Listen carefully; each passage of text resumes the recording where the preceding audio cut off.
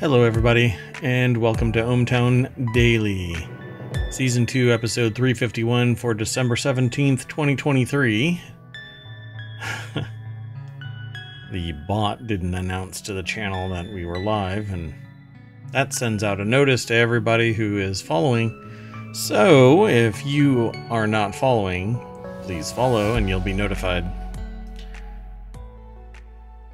That said, I am Merwatt, that is ohmTown.com, and up there is the visualizer for the one, the only, the AI.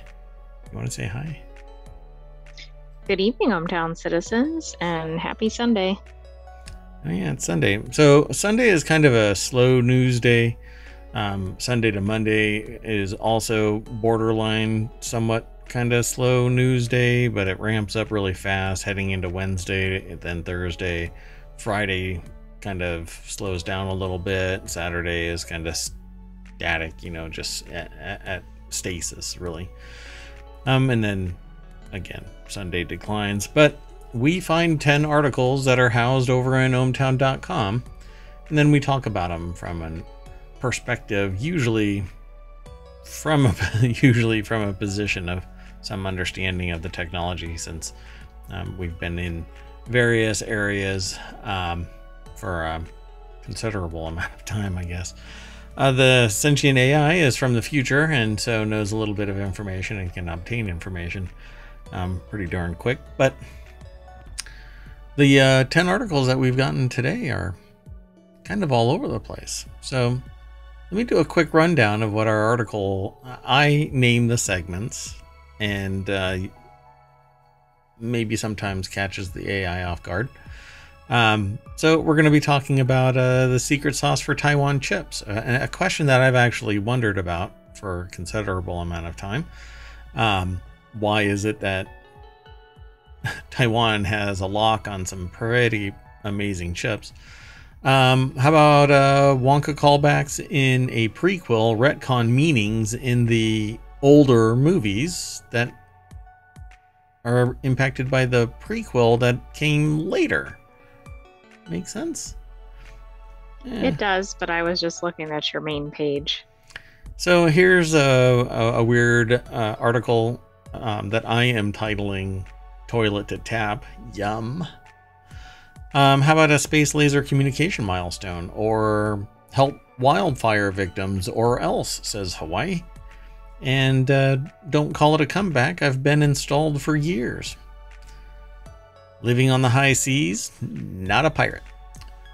And strange plastic rocks appear around the world. Crypto smart contract hacking case.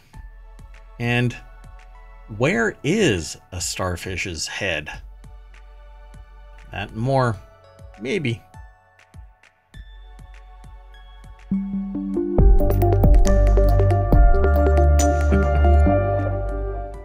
I don't know if that actually went out. I want to see something. I'm going to try this one more time. Hey everybody, I'm going to do the intro one more time. Just want to see if this actually makes a difference. It's really quiet. There you go. That's really weird, folks. Okay, well, I'm not going to worry about it. I think something went a little wonky again. Production values. This is how the sausage is made. I'll clean up my mess and we'll end up talking about all of these articles nonetheless. Again, I'm Merwatt. That's ohmTown. Oh, that's ohmTown.com. And up there is the sentient AI. So let's get into it. Okay, AI? I'm ready. All right, I'm not ready. See, because I've been sitting here at an article that's at the end. That's what I was trying to flag for you earlier when you were doing the intro. And then all of the rest of this is probably going to flag this whole video for something somewhere. Anyway, hot mess, Sunday night, awesome sauce. Let's get into the first article, and we'll just call this a UFO sighting. First article is over on Technology Today, the secret sauce for Taiwan's chip superstardom. The question really is, how an island, or how could an island, but they make it a statement. How is an island that exported t-shirts and sugar turned into the world's largest silicon chip factory? Kind of amazing. I've wondered this for years and years and years and years and years. Why is it that this secret sauce is over in Taiwan and not here in the United States?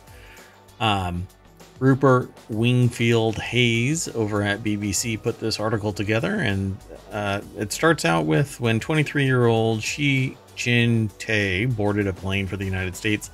In the summer of 1969, he was flying to a different world. Grew up in a fishing village surrounded by sugarcane fields. He had attended university in Taiwan's capital, Taipei, then a city of dusty streets and gray apartment buildings where people rarely owned cars. Now he's off to Princeton University. So this isn't the first time that I've heard this story. This has taken place after the United States bombed Japan as well, where people came to the United States and quality control engineers and systems engineers went to Japan and facilitated rebuilding Japan, infrastructure, business models, etc.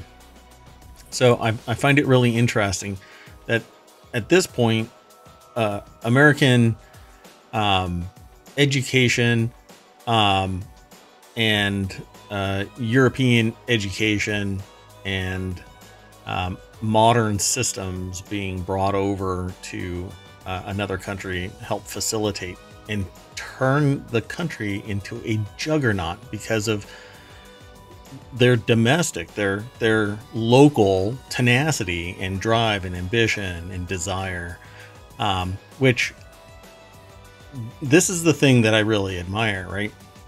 Everybody around the world has potential. They just need the opportunity.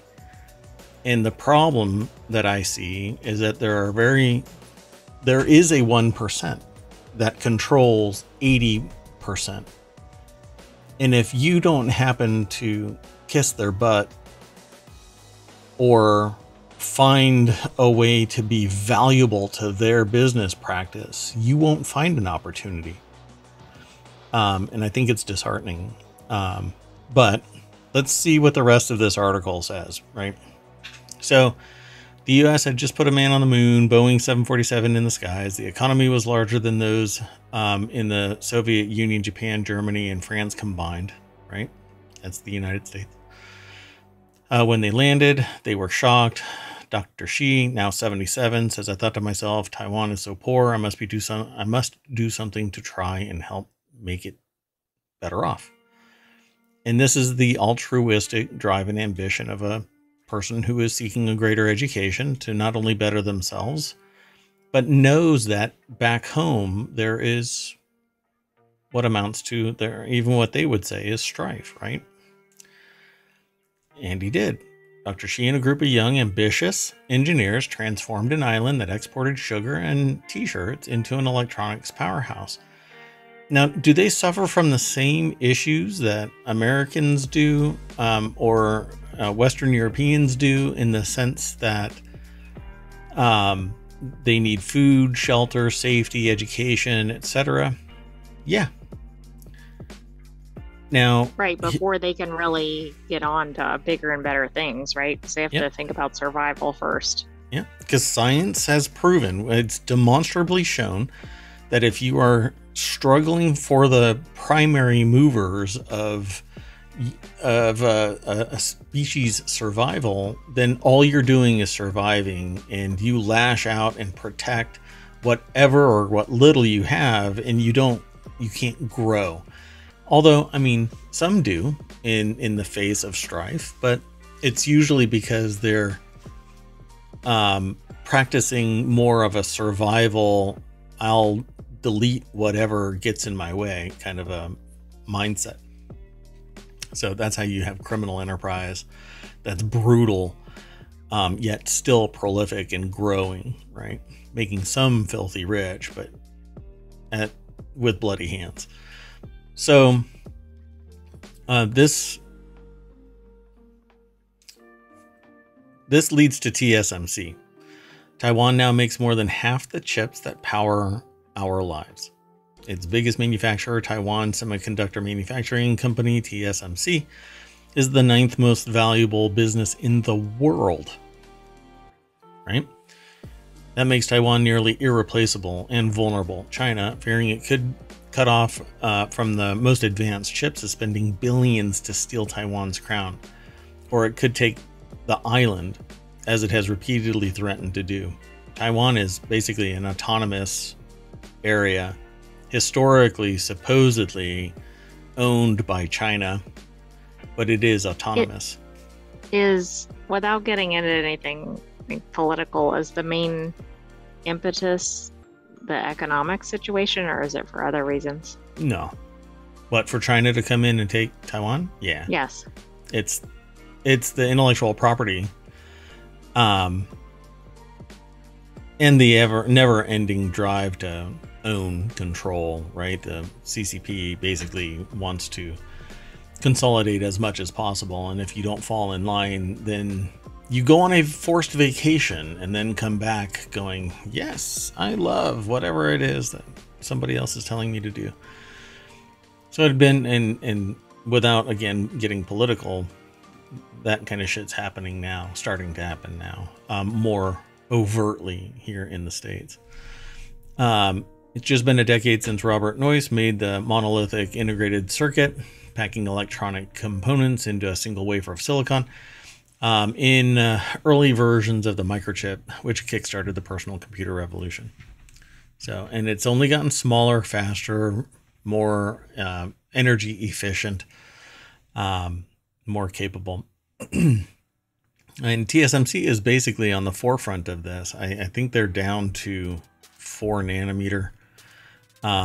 The next step is somewhere around like 2.7 or something like that nanometer. I can't remember right now, but we're getting to the point where the lines, the traces is what they're called. The traces are so close to each other that electrons are leaping over to the other trace, and that infection of an electron can short the system out. So they're trying to change the physics. Typically now they're trying to look at light, because it won't bleed off. But here's the key ingredient to this. One person, ambitious, talking to others who decided to go back home and change the dynamic. Not necessarily, you know, there's a lot of marketing in all of this, right? You know, there's been a lot of marketing in a lot of things that end up being social justice, social causes. You know, not the right person speaking out, or not doing the right thing at the right time. So they wait, and then some event happens. Then they stand up tall and say, hey, even though they knew this event was going to take place, or whatever it might be. But what ends up happening is one person has a dream, finds a bunch of people, brings it to reality, then brings it back home. And they probably would not have gotten that education domestically. Right? At least not at the time, right? Maybe that's changed. Now it's changed, because we stand on the shoulders of giants. So we learn from the people who learn from the people, right? We don't have great artists because it's all in a vacuum. They've learned, they've received inspiration from somewhere.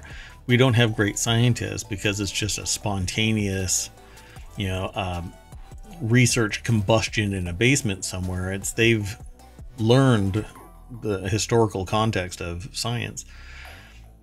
Now, obviously, there could be some savant out there that does something miraculous, right? But a lot of stuff is just bumble farting your way into a discovery, and then you convert it into an opportunity. But my main point here, though, is that we keep balkanizing things and then circling the wagons around each country, right? We create geopolitical borders and racial borders and all kinds of stuff, heritage and whatnot. But knowledge traverses all of this stuff. It's like the internet, right? Unless you actually put a hardware firewall on the perimeter and everything goes through that, and you turn it off and on depending on what you want, i.e. Chinese firewall. knowledge is exchanged freely. Right. Now, I mean, that's one of the, I guess, best elements of an advanced society, right? right.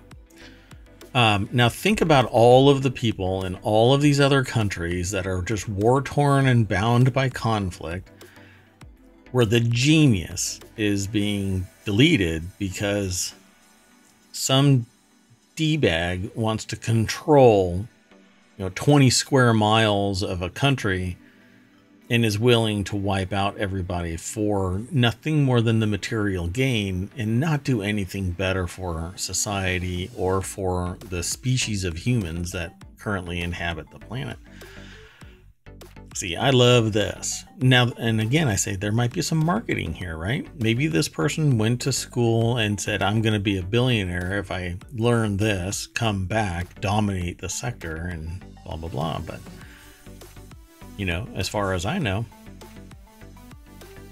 Dr. Xi's recollection is more prosaic.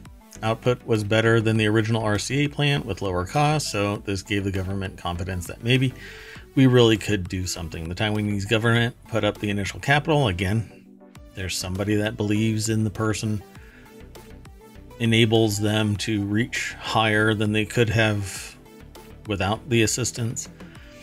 For the first United Microelectronics Corporation, and then in 1987 for what would become the world's biggest chip factory, TSMC, the Taiwanese government put up the initial capital.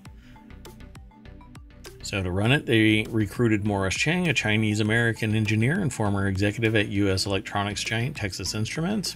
That was a stroke of luck or genius or both. Today, the 93-year-old is known as the father of Taiwan's semiconductor industry. Again, an American a U.S. electronics giant. So for all of the hate that gets thrown around, there's a tremendous amount of academic and business good that is done. It's only when certain people, and I would reflect, you demonstrate that the people who cause trouble and strife aren't sociopathic or downright psychopathic, and I'll stop talking about this stuff. But good luck. Absolutely good luck.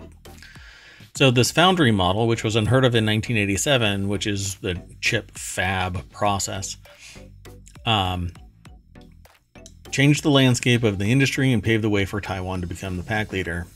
Now, here in the United States, we have all of this environmental problems caused by industrial processes, and people, society, don't want their country ruined by everything turning into a Superfund site.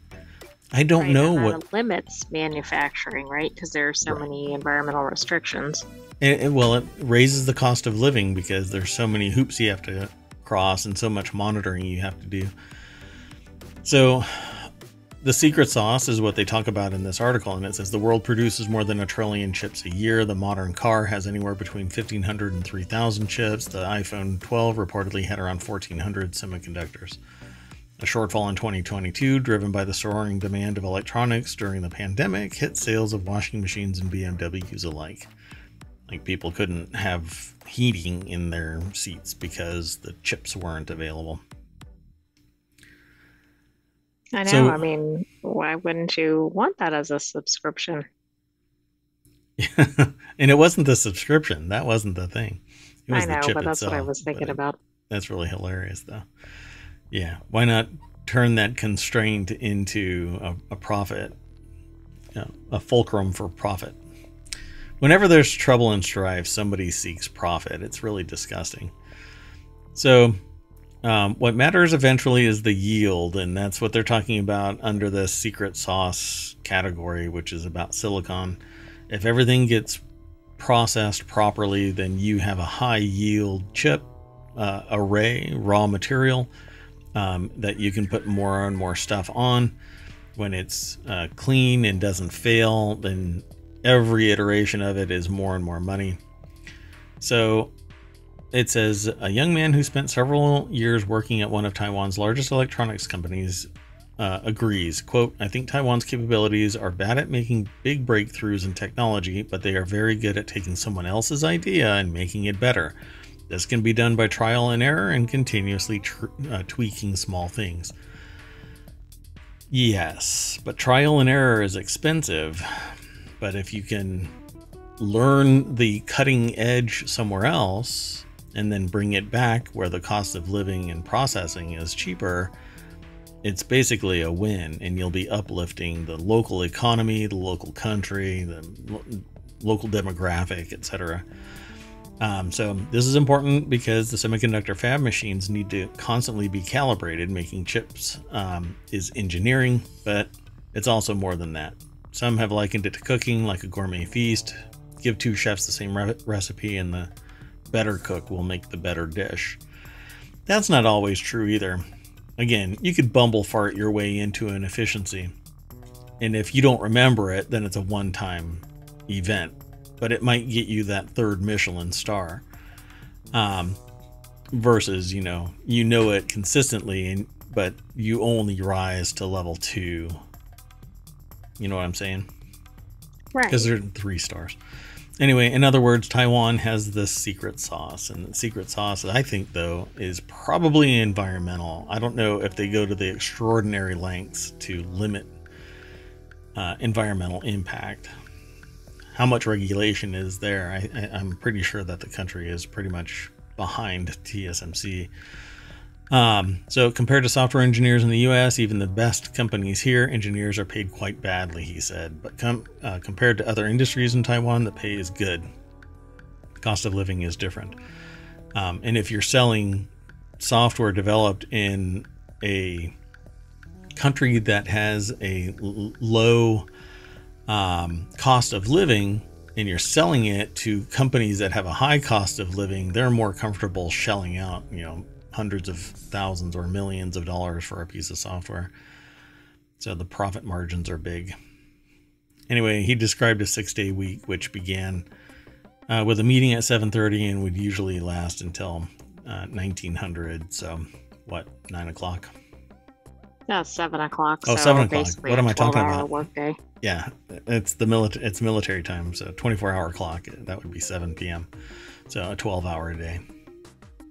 He would be called in on Sundays or holidays if there was a problem at the plant, and who hasn't if they're salaried. So in December of 2022, TSMC broke ground on a $40 billion plant in the US in Arizona. So hailed by President Joe Biden as a sign of high-tech manufacturing was returning to American soil. I actually refer to this as repatriate-sourcing, because a lot of this tech, a lot of the systems, a lot of the business models were outsourced because people were needing profit margins. But now we're at this tenuous position where if we don't bring it back, we're no longer in control of the tech, and so much babysitting has to be involved in the high level of tech that security and supply chain management and ownership and security is paramount. So I see it coming, but I actually coined that term something like 20 years ago. I doubt that it's actually ever going to get used. It's kind of like fetch, but it is what it is. Stop trying to make fetch happen. Yeah, it's not going to happen. So there's a lot more over at this article, but I think what it really amounts to is that Taiwan was able to take advantage of an opportunity to get an education, bring an industry in, and then lean into it because they had strategic advantage. They had hungry people who were willing to work hard. It was one of the driving forces for what I admit is the success of the United States. There were a lot of people very hungry, very ambitious, wanted land, wanted business, wanted to be in control of themselves, and were willing to work extraordinary hours. Now, you have to admit and acknowledge that there was a period of time in the early United States where we had slavery. And that gave the foundation to the United States because it was a resource that cost little to nothing, but it was powered by humans, which is a disgusting element of history.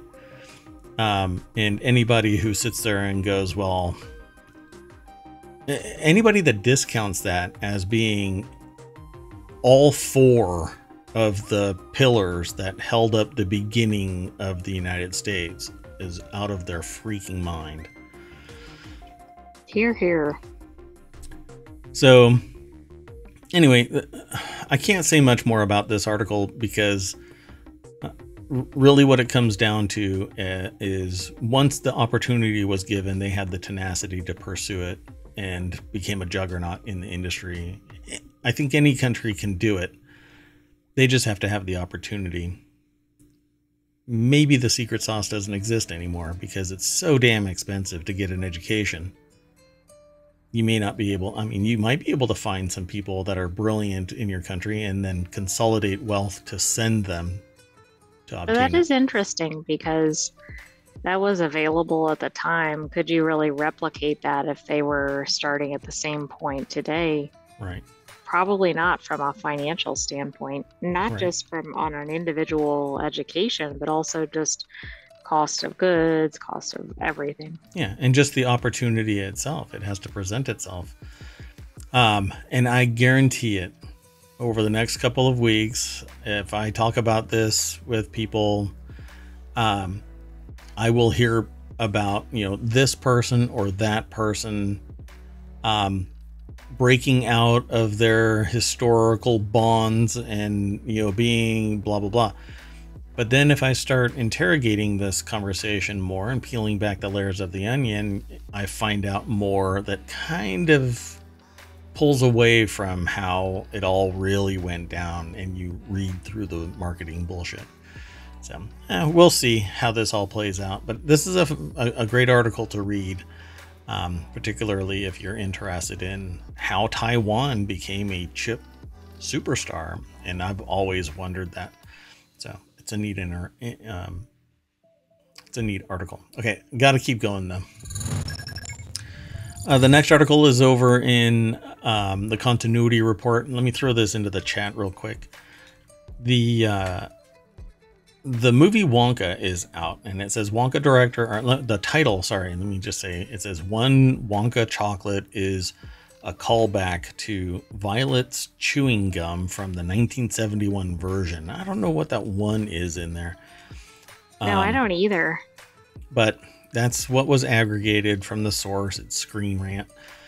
Wonka director Paul King reveals a direct reference to Violet Beauregard's chewing gum from 1971's Willy Wonka and the Chocolate Factory. The 2023 prequel to Roald Dahl's Charlie and the Chocolate Factory sees King drawing inspiration from the 1971 original as its main point of visual focus. This includes the design of the Oompa Loompa, Hugh Grant, in a bottle, at least in the scenes that I've seen, and the use of the song Pure Imagination as a recurring motif, and sung by Timothy Chalamet's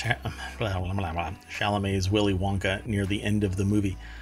So Maxine Vincent over at Screen Rant put the article together. I don't know how they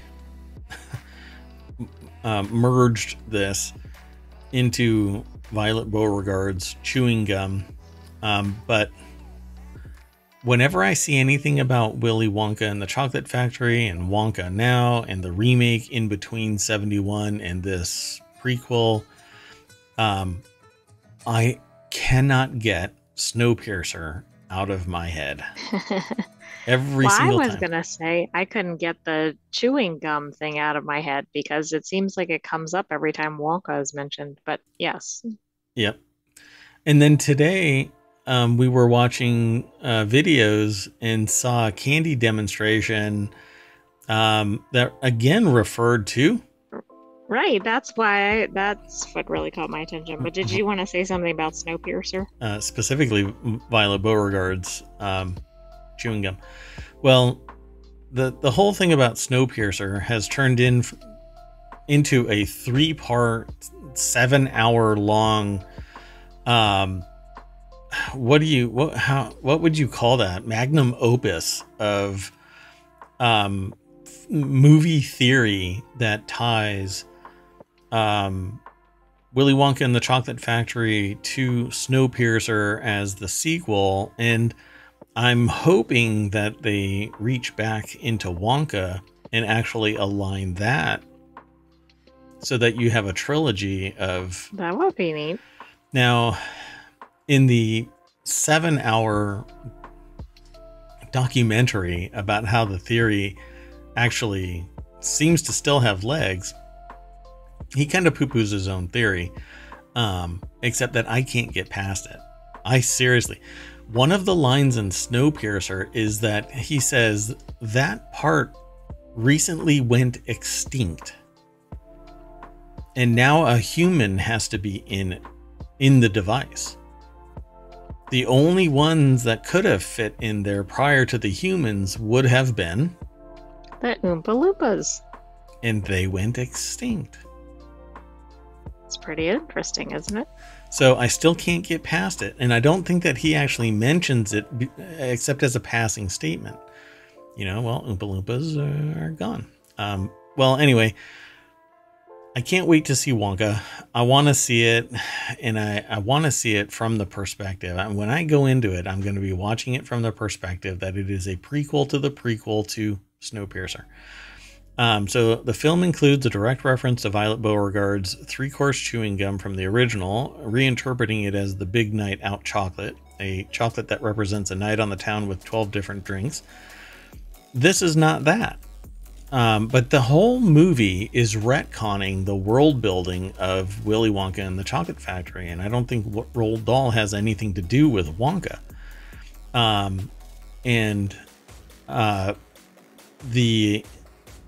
The connection between the three, because I'm saying that it is connected, even though they're not. Well, I would say he doesn't have much to do with it, mainly because he's not living anymore. But I know they could be pulling from the original works. Right. Yeah. So I don't think that this new one is doing much more than retconning. And I know a little bit about this now. And so I feel like it's just kind of, it's building on the future history to build the prehistory, and not, I don't think, doing much else. Although we find out about his mom and other things. So Wonka director Paul King reveals a direct reference to Violet Beauregard's chewing gum. This includes the design of the Oompa Loompa and the use of pure imagination. In an interview with The Hollywood Reporter, King talks about some of the Wonka references from the 1971 movie that he wanted to flesh out, while initially discussing the classic Gene Wilder line, "Scratch that, reverse it," as a way to signal that Chalamet's Wonka will eventually become Wilder's version of the character. He also discussed how the Big Night Out chocolate directly refers to Violet Beauregard's 3-course chewing gum. Well, my problem with that is that it's a new creation. The Big Night Out chocolate refers to drinks, not to a Thanksgiving meal. That's basically what the 3-course meal was. That's right. Because it ends with the blueberry, and I think she even just, I'm trying to remember exactly how she described it, but so yeah, I just think that it's retconning. It's actually creating some connection, tenuous connection, just to add some more to Willy Wonka and the Chocolate Factory. Turn it into a series which protects the IP to a greater extent, because now it's not just a singular vacuum episode. It is two movies that have the potential to be a trilogy or more. Right. Go ahead. Well, I was going to say also, every time they release a new film, they're starting a new copyright period. Right. Yep.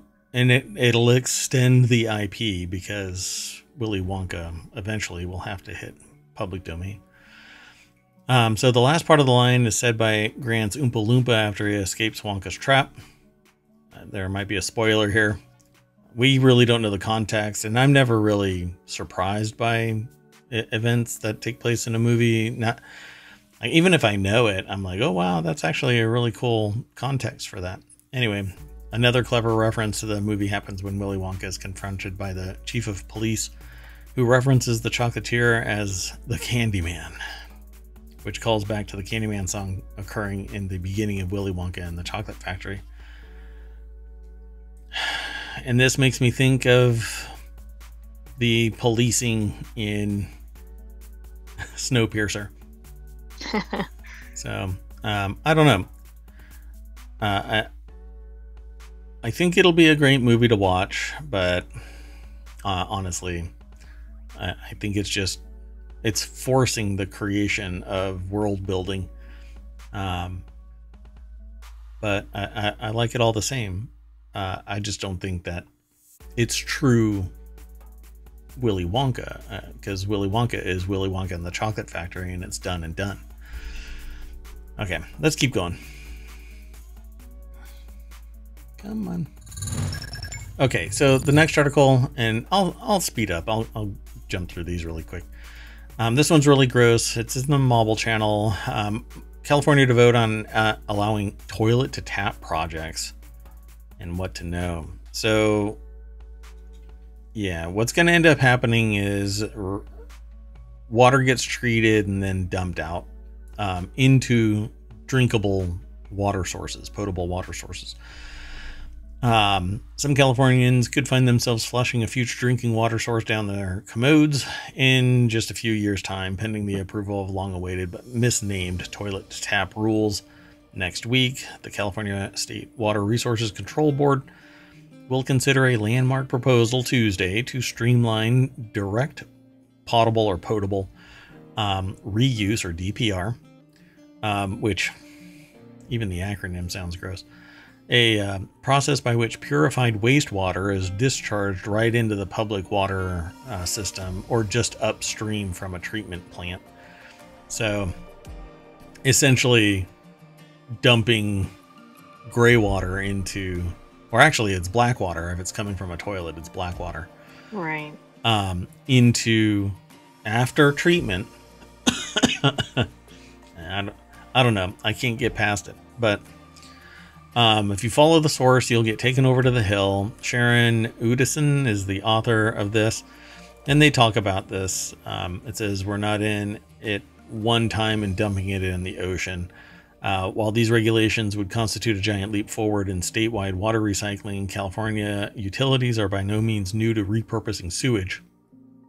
They have for years engaged in indirect potable reuse, the injection of treated wastewater into environmental buffers, such as groundwater aquifers, lakes, and rivers, before its ultimate release into a municipal system. So it used the earth as a filter, but it contaminated. Right here, I guess they're going straight to the drinking water.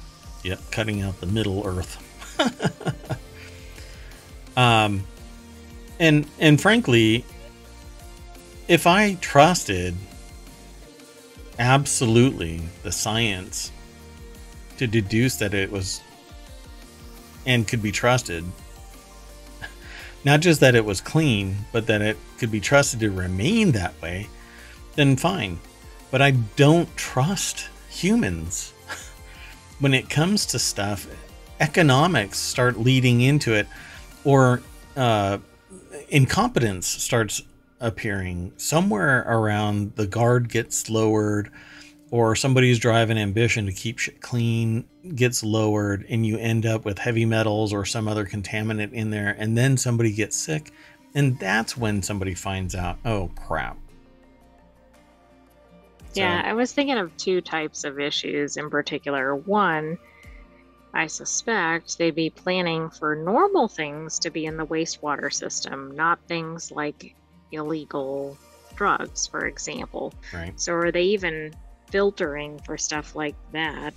The other problem is, we know that after decades, there tends to be scientific research that shows, oh, pesticide X or chemical X is so bad for humans and causes a bazillion conditions. Our skin to fall off, yeah.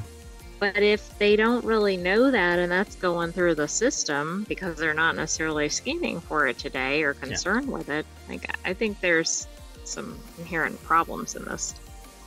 Yeah, so it says, despite many potential benefits associated with direct recycling wastewater, California regulators have faced an uphill battle in making this practice a reality. For example, San Diego launched a campaign to implement DPR in the 1990s, with the plan stalled when a toilet-to-tap misnomer caught on and began to sway public opinion. You just say the phrase toilet-to-tap. No way. Public opinion on DPR has evolved since the days of San Diego debacle, both as the science has become clearer and California's wastewater needs have become more dire. So, yeah. Hey, all of you in Southern California, you really want that wastewater because that's the only water you're going to get. So...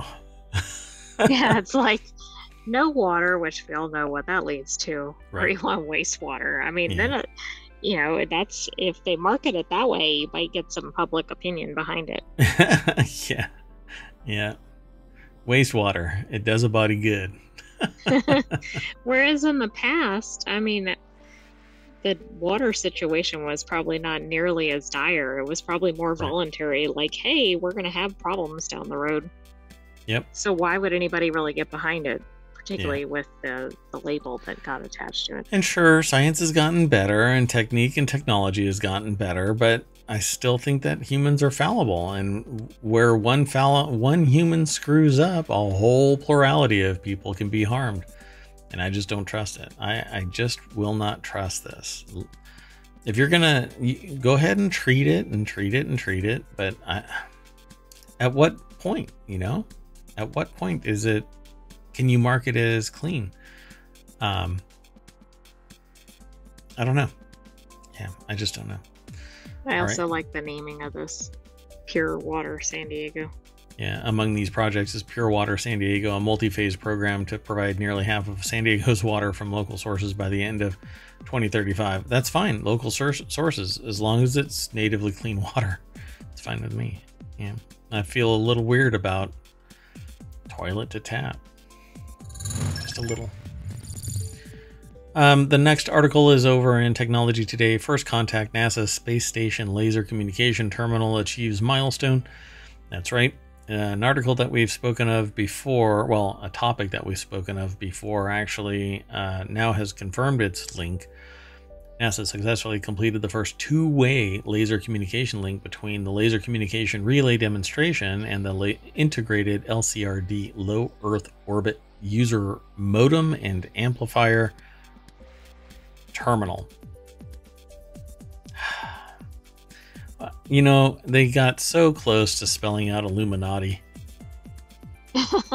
Why not lean? That's why they threw in the dash. Lean a little bit more into it to build a good conspiracy with aliens and whatnot involved. Anyway, aboard the International Space Station, marking a significant advancement in space communication technology. So, I love the idea of this, but basically it's near light speed communication, right? Catherine Schauer, NASA Space Communication and Navigation, that is the author of this article over at SciTech Daily. I don't know what all they have in this thing, but it's secure communications. It's small and portable, flexible is their little graphic that's on here. Higher data rates than low speed, low frequency, or high frequency radio, simply because it's all encapsulated within the laser. And I'm curious if they actually talk about it to any real amount. They just say, oh, yeah, there we go. That's what I'm looking for. So Illumity's payload achieved first light with LCRD, har har. In this video, which is linked, Matt Magzaman explains the first light milestone. Shortly after space station installation, operation engineers began conducting on-orbit testing to ensure that Illumity payload operated normally. Now it is communicating with LCRD, a relay launched in 2021 that has conducted over 300 experiment configurations to help NASA refine laser communications. LCRD and Illumity are exchanging data at 1.2 gigabits per second. Wow. That's That's That's pretty local, spectacular, right? Like that's better than a lot of places on Earth. by far. Yeah. Like the average in the United States is like 20 megabits and wired. This is using a laser. What's the distance? I need to find out what the actual distance is. Where did they put? Sorry, it's because it's not on Earth. It's out in space, if I recall correctly. I wonder if it was in that other article when we were talking about this. Maybe it's further down. Yeah, I don't know. I don't remember what its location was. Oh, darn it. Yeah, I don't know. It's the Deep Space Optical Communications and the LLCD, which is the Lunar Laser Communication Demonstration. Looks like it was 10 million miles. Dear God, that is amazing. Which is 40 times the distance from the Earth to the Moon. Yeah, that's the DSOC, the DSOC, the Yes. Deep Space Optical Communications. It's like a probe that's out there. All right, well, look at that. I'm telling you, man. Star Trek, baby, we're coming. We're getting there. All I need now is my microwave that I can just tell, hey, make me a pizza, and poof. That's right. I've been waiting for that development from Star Trek. Yep. What are those called? I forgot just now what they're called. Not teleporters, the matter things. Is it like an... Well, I don't know. Yeah, I don't know. I just went blank. All I'm thinking about is trying to play catch up. Replicator. Replicator. There you go. Thank you. Hey, that's why I keep this sentient AI around. Oh, now I'm getting error messages. I shouldn't have said that. Hey, so the next article is over on the Marble Channel. Hawaii's Green threatens to drop the hammer if vacation home owners won't help wildfire victims. That's right, people. Get a conscience or else. I find this really odd, but Hawaii Governor Josh Green threatened out-of-state homeowners in Maui who resist helping the victims from the recent devastating wildfires with a vacation rental moratorium Friday. Green said that he will drop the hammer and use emergency orders to force them to turn their short-term rentals marketed to tourists into long-term units to help those without homes due to the August wildfires. This is probably the most sociopathic, dystopian, I don't know what you want to call it, but for somebody to sit there and say, I'm going to take your home because you're not a compassionate individual. You know what? Let society deal with this, right? Don't sit there and use the government as a talking point so that you can remain governor again. All you're doing is pissing off people. And while a lot of people probably don't care, oh, they're out of state homeowners, so screw them because they're not Hawaiian, them, right? I mean, why aren't we picking on, I'm not condoning this, but like the pick on all of them. Homeowners who have extra space or whatever. Yeah. You know what? Why don't you hotel owners that have unoccupied rooms or spin up tiny homes and get that shit done. You know, don't sit there and take from homeowners who just, maybe I don't want a person in my home, for crying out loud. I want to be. Certainly wouldn't under Airbnb based on some of the other articles we featured. Tell me about it. You know, what if I want to come at any time I want to and go and live in that house? It's my freaking home. Exactly. You know what? Pay my mortgage. Not pay my mortgage, but buy me out from that before you put a person in that damn house. Buy me out from that. I may be, but I'm a compassionate person, right? I will sit there and go, well, you know, I'm not even using it. If I'm not planning on going there, then fine. But when I go there, I want to be able to use it, or the state afford me a hotel that matches the quality of life for my particular instance. Sure. You know, my house. Fine. And any damage, anything, whatever, fine. And it better be a hard and fast rule that people get the hell out as soon as everything is stabilized. But good luck. It could be a decade, right? Long term. I mean, this is psychotic. That's the other problem. This is not like we need housing for a day. Right. So I think most homeowners would generally offer that up. Right. But we don't know. This could be years. Yeah. And this person is sitting there picking on out-of-state homeowners because they're not native Hawaiian. They're not local Maui residents. I mean, that's asinine. And that's really just appealing to the local demographic so that people cheerlead you being governor. Yeah, but it's hurting your very effort, right? Like maybe it's making you a hero in front of your local community, but it's not really helping with your tourism trade that you're probably trying to rebuild after this. Or anybody buying anything there, you know? Well, right. Like, oh, today when I see this article, do I really want to go buy a new home in Maui? Probably not. You know what? There's enough land there that you're going to have to put mobile homes, put tiny homes, 3D print tiny homes so that people can live in the thing. But, you know, it's not in my backyard, and I'm not going to sit there and touch nature, and it's just placating everybody, and everybody loses. If he actually goes through with this, how fast do you think the first lawsuit will be filed? Like, I'm thinking the same day. Yeah. It's this guy, I swear.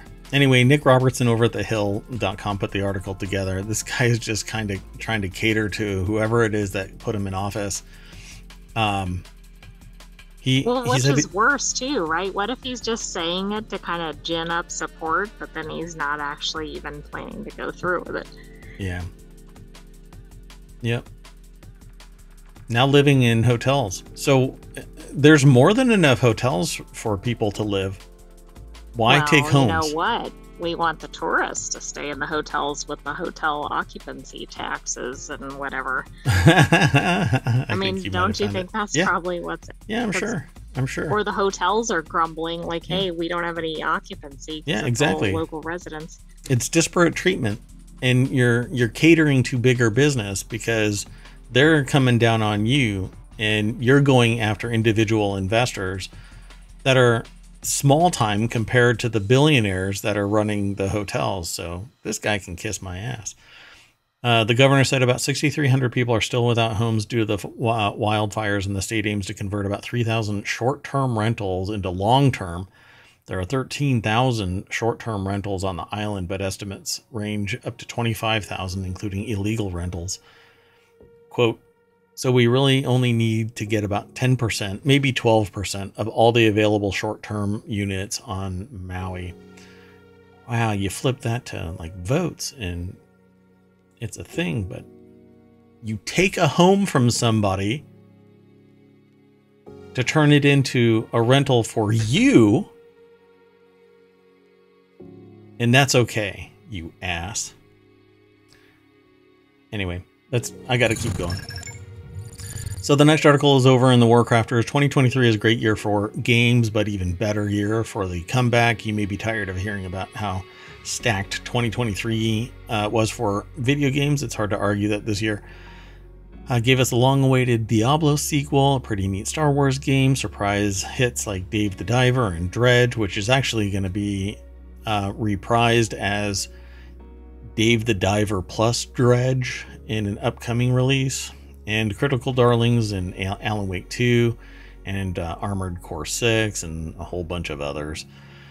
Well, let me throw this into the chat. I really do need to get moving on this. I'd love to stay and stream for 3 hours, but I won't be able to today. The article is over at pcgamer.com. Morgan Park is the author. And I have the segment called Don't Call It a Comeback. I've been installed for years because they're talking about these comebacks. They just kept coming in 2023 for For as much as we've seen the live service model produce troubled, unfinished shooters at launch, it's worth acknowledging when studios are allowed to put out the work and turn things around based on feedback. So let's see exactly what they're talking about. Battlefield 2042. By the way, we talked about the crew shutting down servers in April of 2024. Regardless, they're just killing it because apparently, well, whatever their judgment call is, they're just killing it. So multiplayer is basically dead, which is really fascinating. So they update Cyberpunk 2077. It was released in 2020. They talk about how it was buggy as hell and blah blah blah. But now they've released Phantom Liberty, which everybody's gonna woo about. Warhammer 40k Darktide. They've fixed some of the stuff with that. Halo Infinite. I don't know about other stuff. I mean, I don't know. I tend not to look back at games. Although there's too many coming out, right, at any given time. Yeah, it's just too much. So I like reporting on what other people observe because I don't have enough bandwidth to keep track of everything all at once, all the time. So follow the link through ohmTown, and you too can run through this list a little slower than I'm doing today. So, but I'm going to keep going. So the next article is over in ohmTown Daily. A new residential cruise ship startup with condos starting at $100,000 will let travelers live at sea. Let's take a look around. This is over at Business Insider. So the key question, do they actually have a ship? According to this, residential cruise ship startup Villa Vi Residences acquired a 30-year-old ship for its never-ending cruise. Yeah, so never ending makes me think of like Hotel California, like you can never leave. You can check out anytime you like. Well, I guess you can dive off the deck. It reminded me of Wonka, the everlasting gobstopper. Oh yes, exactly. Never-ending cruise, and also the movie Never-Ending Story. It made me think about the Luck Dragon, but so many things. Residential cruise ship startup Villa Vi, I guess it's called, has hit the one milestone its competitors have been struggling to achieve: acquiring a vessel for its never-ending cruise. So you hit the mark. The article is over at Business Insider by Brittany Chang, and there it is, I guess. It's the Odyssey. Well, we had talked about that on a previous article, right? Like that they had all these people signed up and then couldn't go. 2 weeks before the ship was supposed to set sail, they cancel all of it. Hey, we don't have a ship. People had sold their houses because it was going to be quit like their jobs, everything. Yeah, given their pets away, like all these crazy steps. Wow. The 30-year-old Villa Vi Odyssey was previously Fred Olsen Cruise Line's Braemar. Let's see.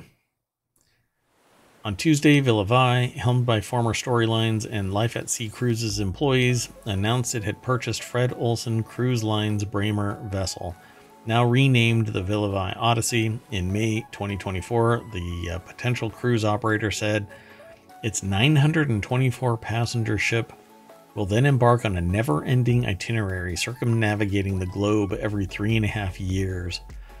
I would love to do this if it wasn't for the fact that I think cruise ships are floating petri dishes. Wonder if you could like act like Sheldon Cooper and like spray yourself regularly. Just walk around. Like it'd be enjoyable. Walk around in a bubble. You know those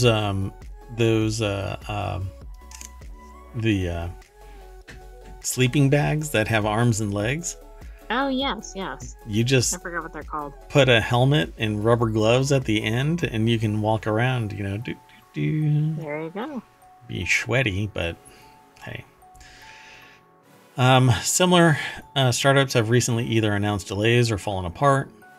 Yeah, we talked about that one. This is a rendering. Laura has not been found. Guess I shouldn't say it like that. I know, that sounds very ominous. Would-be luxury operator Storylines is still planning to sail its flashy residential MV narrative ship. That too is a render right there. No, that's not gonna happen, buddy. So let's see. When Villavai officially pays for and acquires the vessel in February 2024, the startup will spend an additional $13 million on its 10-week refurbishment. Pedersen told Business Insider in an email. All of this looks like renders. All of these pictures look like renders. It does, which is also interesting because if they've just gotten the ship, is this what it actually looks like? Yeah, is it going to look like this? It says the Odyssey has 3 dining rooms, but this looks like a AI render. I don't know, all of it does. I wonder if I could actually replicate this. The ship was lengthened in 2009, according to Villavai. Wow. How do they do that?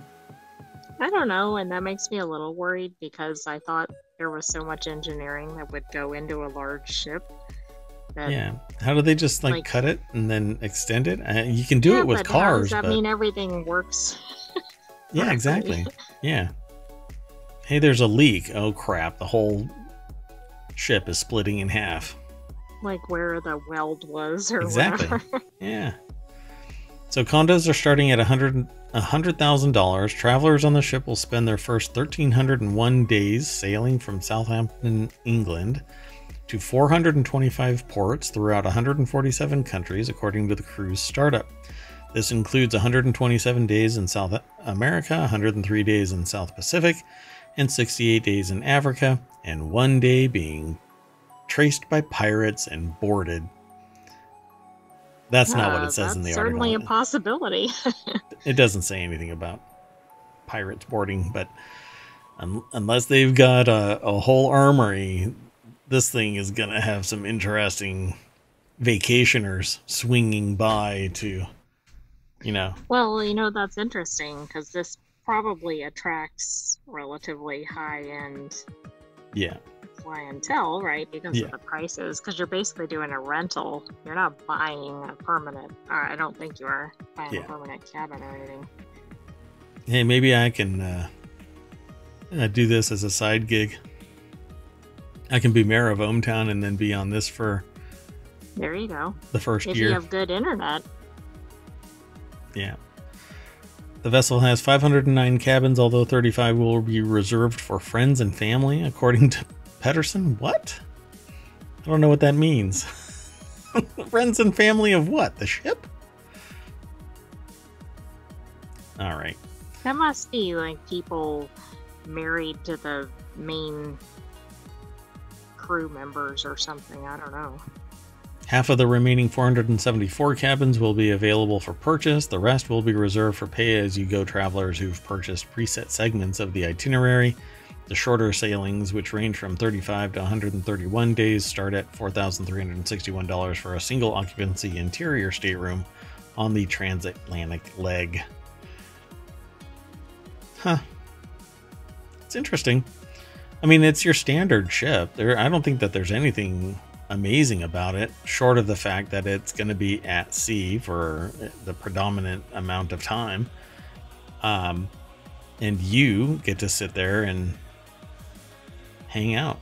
About 10 to 12 of the world's condos go on sale annually, selling for between $2 million and $15 million. Buyers must have a net worth of $10 million to be considered. Villavai would be significantly more affordable because this is another ship called the World. Okay, I think we've talked about that one too. Yeah. And that one apparently has been floating around for 20 years. Hey. So to compare, travelers who want to purchase a Villavai cabin would pay between $100,000 for an interior stateroom or $250,000 for a balcony cabin. Monthly fees start at $3,500 for a double occupancy interior stateroom which would still make this more affordable than any option aboard the World. So, am I reading that right? You can buy it, but then you still pay $3,500 a month? That's what I can't quite figure out. Like, I don't know what duration you get for the 100,000. It's not really clear to me. Because that doesn't. Plus, if it's double occupancy, that means 2 people are paying that, which, right? So that's perhaps $7,000 per household or whatever. Yeah, but it's $3,500 for double occupancy, so. Right, so each person's going to pay $3,500. No, 2 people in one stateroom would be $3,500. I don't think so. Huh. Okay, I don't know. I mean, I want more detail about this. Like, it's just not real clear as it's written. Yeah, we'll talk about it. Okay, so let's keep going. The next article is over in ohmTown Daily. Bizarre plastic rocks now found across 5 continents. Thought this one was really weird, so I had to bring it into ohmTown. One expert told Newsweek that these deposits are a danger to ocean sustainability, blue economy, and overall human health. The video has nothing to do with it. But a bizarre new type of rock containing plastic have been found across the globe, formed mainly from plastic we have created and discarded. This deposit is a combination of rock and plastic polymers from human waste that have been compressed together. Plastic rocks have been found both on the coast and inland in 11 countries across 5 continents so far. They illustrate the extent of plastic pollution throughout the world, with one researcher telling Newsweek the rocks pose an imminent danger to ocean sustainability and ultimately human health. So among the myriad terms is plastistone, plastaglomerate, plasticrust, plastitar, plastisandstone, and anthropoquinus. One of these is not like the other. So that's what it looks like, apparently. A plastic rock found all around the globe as a result of human plastic waste. Okay, that's not good.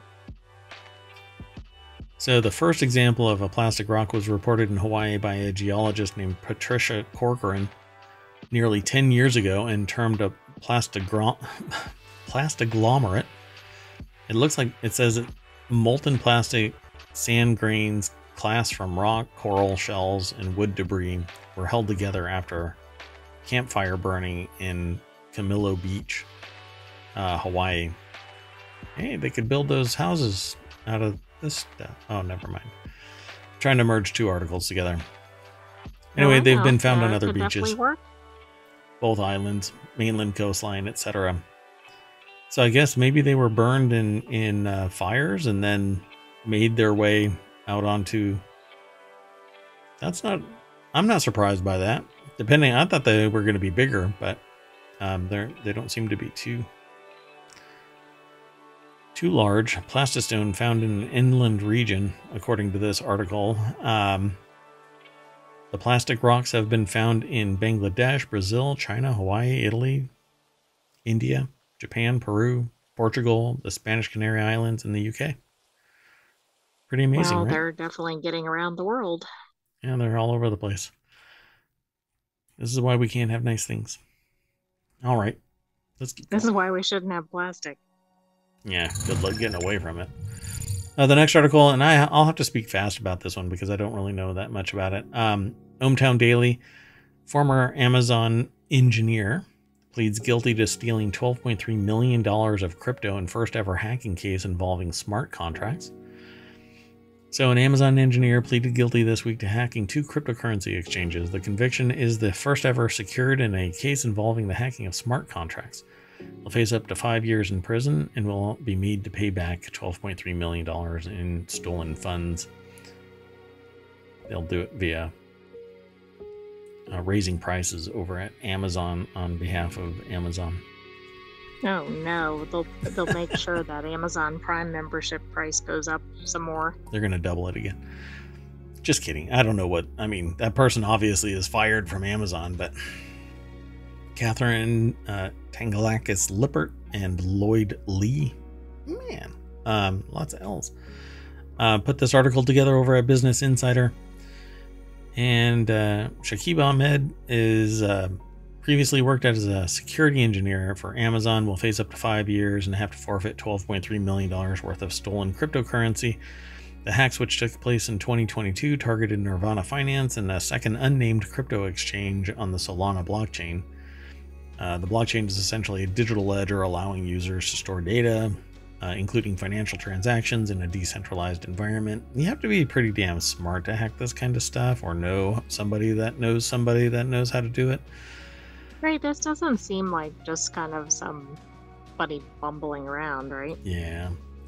So what are smart contracts? Smart contracts are blockchain programs that, like a vending machine, execute specified functions when predetermined conditions are met. An example, a landlord leasing an apartment could use a smart contract in which the renter must transfer a security deposit to receive the apartment door code. Yes, I mean that's yeah. Okay, I can't go into it deeper because it opens up Pandora's box about smart contracts and crypto, and that's like the most basic thing, right? So the equivalent would be you put money in a vending machine and push a button and out comes your drink. That essentially is a smart contract, except that it doesn't involve the internet, it doesn't involve cryptocurrency, it doesn't involve some abstract layer of hoo-ha and mojo. But besides all that, that's what a smart contract is. It can be done at a distance. So Ahmed was able to reverse engineer the steps needed to make the exchanges pay out massive sums by using specialized skills he developed working for Amazon, according to the U.S. attorney. I'm surprised they didn't go after Amazon for facilitating the environment by which someone would educate themselves and thus... Well, maybe they will, but that would be a bit ridiculous. Nirvana offered Ahmed a bug bounty as much as $600,000 to return the stolen funds, but Ahmed instead demanded $1.4 million, did not reach an agreement with Nirvana, and kept all of the stolen funds. The $3.6 million Ahmed stole represented approximately all of the funds possessed by Nirvana, which as a result shut down shortly after Ahmed's attack. Oh, wow. Wow. This guy's a real piece of work. Ahmed stole over $12 million and tried to cover his tracks by swapping stolen crypto for Monero, using cryptocurrency mixers, hopping across blockchains, and utilizing overseas crypto exchanges. You know, it's one of those things where if they spent their time doing good, they would be not a felon. Well, right, and they might actually be doing some good for society. Yeah, spend that energy doing good. In theory, the benefit of a smart contract is to eliminate risk of fraud by a middleman or, say, a broker. However, the program has been vulnerable to attack by hackers, and that's what I've been saying for 2 years now. This thing, when it fails spectacularly, and all you have to do is have a cursory understanding of it and a little bit of tenacity, and apparently it's a sieve. I'll just start poking bigger holes anyway, and out comes millions of dollars. About $2.2 billion in cryptocurrency was stolen in 2022 from DeFi projects, decentralized finance, allowing people to carry out financial transactions without needing third parties or financial institutions such as banks. Yeah. Okay, let's keep going. There is a reason why there are things like banks. Yeah, exactly. Yep. Mysterious anatomy unraveled. Stanford scientists uncover location of starfish head. I guess it depends. Where do you think the head is located? Ensconced up their butt. So if you put a hat on a starfish, where would you put it? Where would you put it? Go ahead. Where would you put a hat? On two of the, I don't know what you call it, the arms or whatever, and there'd be holes in the hat so it could go through it. So it would have to sit all the way on the body. Like it would have to sit in the core, right? Yes. So like bunny ears sticking out through holes in the hat. Okay, would it be on the center of the starfish or at the point of an arm? And if so, which one? Question silly, but it gets serious questions from the fields of zoology and departmental biology that have perplexed veteran scientists. So the article is over at SciTech Daily. It says here it's written by Stanford University, so I guess one person wrote down a letter. That's their name. That's their first name and last name. Oh, really? Okay, Stanford University. Good to meet you. The entire you think school. They got admitted just because of their name? Yes. Hey, it's my school. Is your name on it? Yes. Why, yes. Yes, it is. So a new Stanford study that used genetic and molecular tools to map out the body regions of starfish by creating a 3D atlas of their gene expression helps answer this long-standing mystery. The head of a starfish, the researchers found, is not in any one place. Instead, the head-like regions are distributed with some of the center of the starfish as well as the center of each limb of its body. The answer is much more complicated than we expected. It's just weird, and most likely the evolution of the group was even more complicated than this. So starfish... So wait, does it need 6 hats then? Apparently, yeah. So a region of its head is in the core and in each of the arms. So that's a big hat. Well, that's true. I guess it could have one large hat covering all of it, but then it would look like a turtle. So sea stars begin life as fertilized eggs that hatch into free-floating larvae, and the larvae bob in the ocean in a plankton form for weeks to months before settling to the ocean floor to perform a magic trick of sorts, transforming from a bilateral or symmetric body plan into an adult with 5-point star shape called a pentaradial or pentaradial body plan. So yeah, 5-star arms. So this has been a zoological mystery for centuries. How can you go from a bilateral body plan to a pentaradial plan, and how can you compare any part of the starfish to our own body plan? And they talk about mapping them out and whatnot. But hell, man, oh well, I guess we're still bilateral, I suppose. We only have 2 arms, 2 legs. We start out as single cell and split into 2, and then from that point on, we're basically bilateral. Right, but a lot of humans are 2, right? Or bilateral, yeah. Yeah, we're always, yeah. Well, can't say always. That 3rd arm I had surgically removed. Oh, never mind. I've said too much. I just meant things like a nose. There's only 1 nose. That 3rd nipple. All right. Everybody back in the party bus. We drive downtown. I'm going to hit the button. It doesn't matter. So there's always stuff from this DraftKings thing. I'm on the verge of just kind of kicking that out from being aggregated, but whatever. And there's all kinds of news. So right now there's a lot of conflict in the world, and so you are undoubtedly going to stumble across that. Don't let that stop you. There's a lot of news that you might find interesting or valuable. We go through the news so you don't have to. If you're interested in just these 10 articles, there they are in the chat. You know what? And did I just mess that up? Hold on a second. I didn't. Sorry for this radio silence there. There you go. There's all 10 articles in the VOD. It'll be in the show notes. You can download them as a podcast. You can download or watch it over on YouTube. I haven't updated the Patreon. There's a Discord. Come and hang out every day, 8 p.m. Monday through Friday, 6 p.m. Saturday and Sunday. And that's it for today. So I am Merwatt. That is ohmTown.com, and up there is the former ring of sentience, now a line of sentience. That is the visualizer for the sentient AI from the future. You want to say good night. Good night, ohmTown citizens. We will see you tomorrow at 8 p.m. Eastern. Sure. Bye-bye. Bye-bye.